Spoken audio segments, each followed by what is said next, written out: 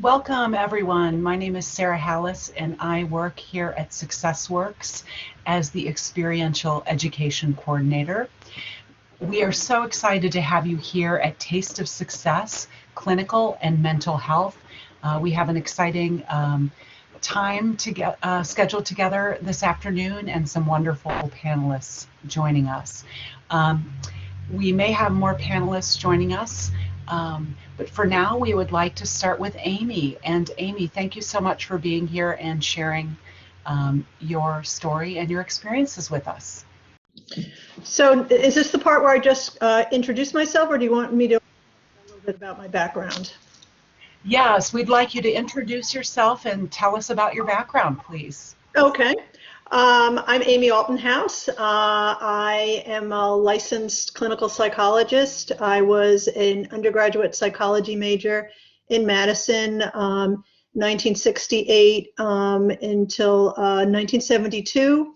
I did a year of graduate school there in counseling psych, but transferred after a year to the Rutgers University PhD program in clinical psychology. Some people may be familiar with the PsyD program. I'm old. I was before the PsyD program. So, and I've done a lot of different things in psychology. I've had my own practice since 1978, part-time.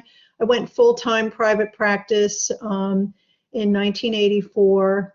One of the things I like about psychology is that I've been able to do a lot of different things. I started out my interest in Madison. If anybody's read my bio, in 10th grade, I did, in my biology class, I did a paper on Harry Harlow. I liked what I read an article about him in National History magazine, and I called him up,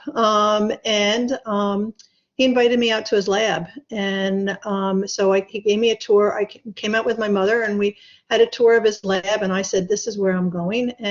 But by the time I got there, I had been a camp counselor and decided I was interested in clinical psychology. And as a freshman, I had taken college classes when I was in high school in the summer. And so by the time I was a freshman, I was a junior in psychology classes, which, so I was taking all kinds of classes, and I was doing a lot of volunteer work, and a lot of that shaped what I became and what I did. I've done a lot of things in psychology. I have a tie-in with psychology and medicine, adjustment to medical conditions.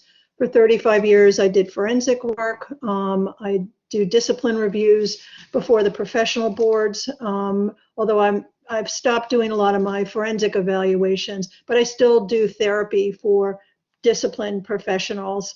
And now I'm just doing psychotherapy. One of the things I like about having an advanced degree is it's pretty easy to change my focus, and I've done that a number of times. Most of the time now is with certifications. So that's sort of a nutshell. I've been doing therapy a long time, so that's sort of a summary.